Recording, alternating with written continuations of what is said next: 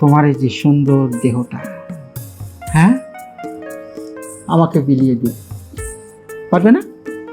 Sir আমি তো আগেই বলেছি প্রমোশনের জন্য আপনি যা যা করতে বলবেন সব পারবো স্যার। Very good. তাহলে আমার আর দেরি সহ্য হচ্ছে না। তোমাকে দেখার পরে এই পোশাকে আমার মনের ভিতরে একটা শিহরণ জেগেছে। এখন ওই শিহরণটা ঠান্ডা করবে না? স্যার আমি তো খুব লজ্জা পাচ্ছি, আপনার যা ইচ্ছা আপনি তাই করতে পারেন।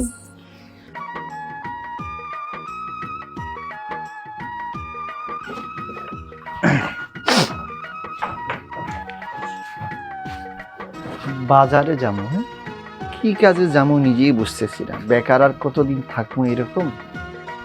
জিকে এই বউরে ডাক দিয়ে কোনো কিছু লাগবে কিনা। সাথী, সাথী, সাথী কই গেলা? হ্যাঁ কি হয়েছে? বাজারে যাইতেছি, কোনো কিছু লাগবে নাকি? বাজার সাজার বলো, তাহলে একবারে নিয়ে আসবো। পরে আবার কিছু বললে আমি কেউ যাইতে পারবো না বাজারে। দাঁড়াও তো, আসতেছি আমি রান্না করে। আরে তাড়াতাড়ি আসো, আমার সময় নাই, আমার একটা কাজ আছে।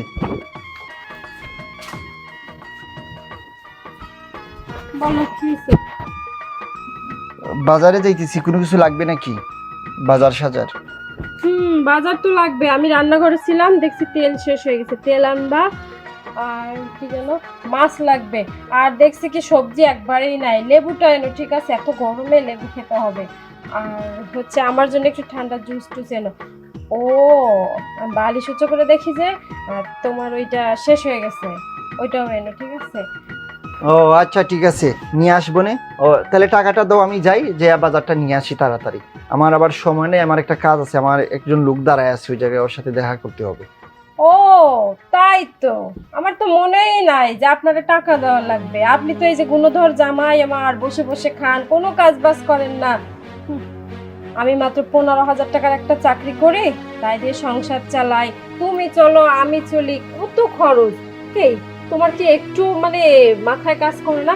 বউর কামাই আর কতদিন খাওয়া বলো তো? মাত্র 15,000 টাকায় এই যুগে কি চলে বলো? একটা কিছু করো তুমি। আমার ইনকাম কেন করতে হইবে? তোমার ইনকামই তো হয়, সবাইকে ইনকাম করলে কি হবে? আমি না হয় একটু ঘরে বসে থাকলাম, তোমাকে তো ভালোবেসে বিয়ে করছি, যে তোমার ইনকাম, তোমাকে তো বিয়েই করলাম চাকরি দিকা।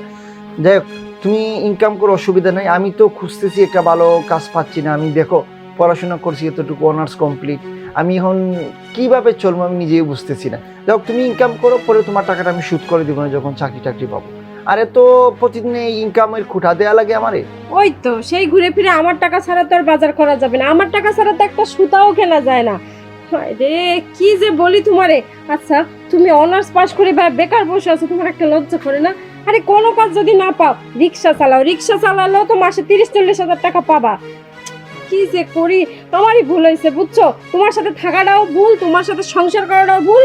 মানে আমার কোনো কিছু ভাল লাগতেছে না। আচ্ছা তুমি যে এই যে বসে থাকো, এরকম ঘরে বসে থাকো, ঘরে বসে না থেকে তুমি পত্রিকা দেখো, দেখে দেখে কয়েকটা জায়গায় সিভি দাও, একটু চাকরির চেষ্টা করো। তারপরে এলাকায় যে দোকানে টোকানে যাও, ওদের কাছে বলেও তো একটা ব্যবসা বাণিজ্য করতে পারো, তাই না? মাত্র 15,000 টাকা আমি ইনকাম করি, এতে কি হয়? খেয়ে দেয়ে আমি একটা টাকাও জমাইতে পারি না। পরে যখন আমাদের সন্তান টন্তান হবে, তাদের আমরা কি খাওয়াবো সেটা বলো তুমি। আমার আর ভাল লাগে না আসলে। শোনো, আমি অনার্স পাস করছি, তুমি আমাকে বলো আমি রিক্সা চালাতে? হ্যাঁ, হ্যাঁ তো তোমার রিকশা মাথা খারাপ চালাও। হয়ে গেছে? আমি রিক্সা চালাবো? শোনো, এত উল্টাপাল্টা কথা বলবা না। আমি কিন্তু আমার একামতে আমি করিনি, তুমি আমাকে জেনে শুনেই বিয়ে করছো, আমি যে বেকার। হ্যাঁ, তুমি চাকরি করো, তুমি মেয়ে মানুষ, তোমার চাকরি যেখানে সেখানে হয়ে যাবে। আমি ছেলে মানুষ, আমি কি চেষ্টা কম করতেছি? চাকরি তো হচ্ছে না, এখন কি করব? কষ্ট করে তো চলতে হবে তোমার আর আমার। মানে সব সময় মানে খালি উল্টাপাল্টা কথাবার্তা। থাক, তুমি তোমার বাজার তুমি কইরো, আমি আর করবোই না বাজার। আর আমারে কোনো কিছু বলবা না বাজারের বিষয়। গেলাম আমি। আশ্চর্য, কিছু বললেই রাগ দেখায় হাঁটা দেয়, এটা কোনো কথা? আমি আর কি এমন খারাপ কথা বলছি? বলছি এভাবে বসে না থেকে রিক্সা চালা। কেন, কত শিক্ষিত ছেলেপেলেরা রিক্সা চালাচ্ছে না? এটা এমন কি খারাপ কাজ? হ্যাঁ, উনি ঘরে বসে থাকবে বেকার হয়ে, তাতে আর ওনার লজ্জা করতেছে না। উনি রিক্সা চালাবে, তাতে ওনার লজ্জা করে। ছোট সব আদিক্ষেতা। আচ্ছা যাক, সে তো আমার হাজবেন্ডই, তাই না? আমি মনে হয় একটু বেশি মানে বলে ফেলছি, বেশি রিয়াক্ট করে ফেলছি তার সাথে। এটা আমার ঠিক হয়নি। অনার্স পাস একটা ছেলে, ভালো ফ্যামিলি, আমি তো দেখে শুনে বিয়ে করছিলাম। আজকে না হয় ওর চাকরি নেই, ও তো একদিন পাবে। আমি না হয় ওর সিভিটা নিয়ে আমার অফিসে ট্রাই করে দেখব। মাথায় কোনো কাজ করছে না। ও, আমার তো অফিসেও যাওয়ার দরকার ছিল। আমার বস তো আমাকে প্রমোশনের জন্য মানে ডেকেছিল। এটাই করি, এখন সংসার বাঁচাতে হলে আর আমার চাকরিটাও বাঁচাতে হলে আমার প্রমোশনটা লাগবে। আমি বরঞ্চ বসের কথায় রাজি হয়ে যাই। একবার একটু হলে বসের সাথে কোনো প্রবলেম হবে না। তাতে যদি আমার স্যালারিটা বাড়ে, আমার প্রমোশন হয় চাকরিতে, আচ্ছা ঠিক আছে, তাহলে আমি আমার হাজবেন্ডকে বলে যাব যে আমি বান্ধবীর বাসায় যাচ্ছি, আর বস যে ছোট ছোট ড্রেস পরে যেতে বলছে ওটা পরেই চলে যাই। ওহ, থাক, আমার হাজবেন্ডকে আর কিছু বলবো না, সংসারটা তো বাঁচুক। উফ।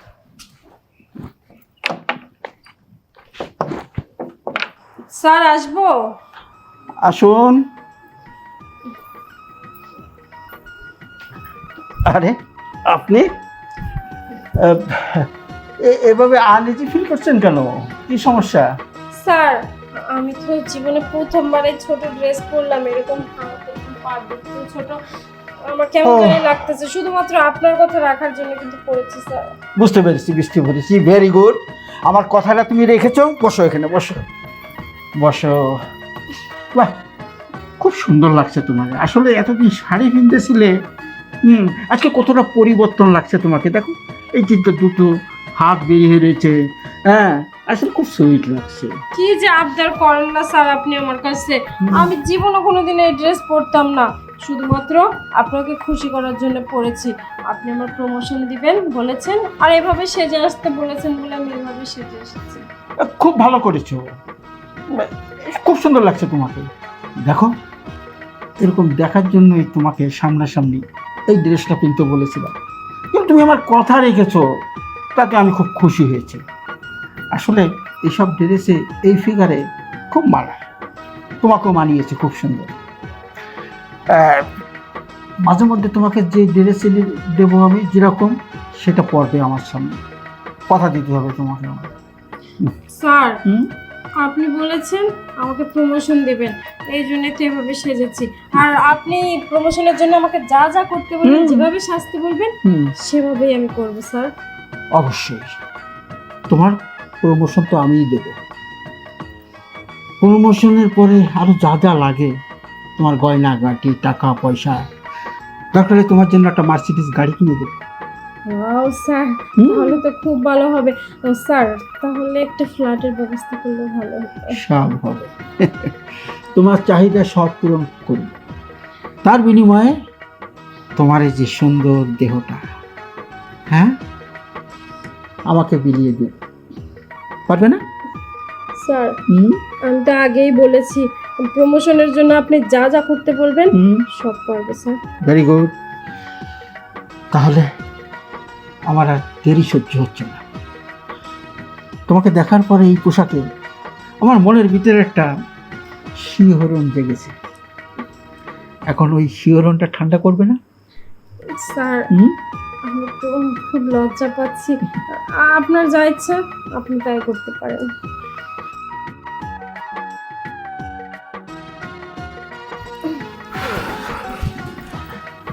স্যার, এটা ঠিক হলো বলেন আমাদের ভিতরে? কেন? না মানে আমি তো কখনো এভাবে কারোর সাথে করিনি, প্রমোশনের জন্যই জাস্ট আমার এটা। আমি তো বলেছি, শুধু প্রমোশন না, তুমি আমার কাছে যা যা দাবি করবে সব কিছু পূরণ করবে, শুধু তোমার জন্য। আচ্ছা স্যার, আপনাকে অনেক অনেক থ্যাঙ্কস। এখন থেকে আপনার যখন মন চাইবে আমাকে বলবেন, আর আপনি যে সব ওয়েস্টার্ন ড্রেস এনে দিবেন আমি সব করতে পারবো।